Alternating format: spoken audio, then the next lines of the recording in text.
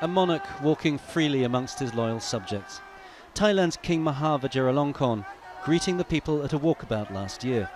For a man who'd spent much of his early reign outside Thailand, it was part of a new engagement to bring him closer to his people. For ordinary Thais, it's part of a familiar routine.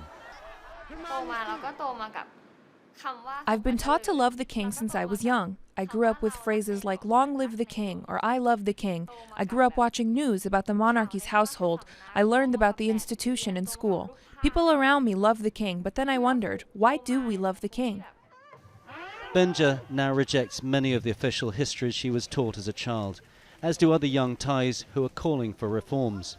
Protesters have taken to the streets demanding the royal household be more transparent and accountable.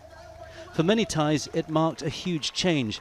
Ideas that were only discussed in private are now being talked about in public. But when protesters moved against the Crown Property Bureau, the office that manages the king's enormous wealth, they found the streets blocked with shipping containers. When they moved towards the palace, they were met with tear gas and rubber bullets. Protest leaders have been arrested and charged with lèse majesté, the offence of insulting the monarchy that comes with a lengthy jail term. Since then, the protests have largely died out. That, say pro-monarchists, is evidence that most Thai people have seen through the protests as an attack on the institution the protesters want to abolish, not reform. Don't forget, the demands that they've been asking for are deliberately aiming to bring down the monarchy, not to help improve the institution. So it's not surprising that not many people come out to support them.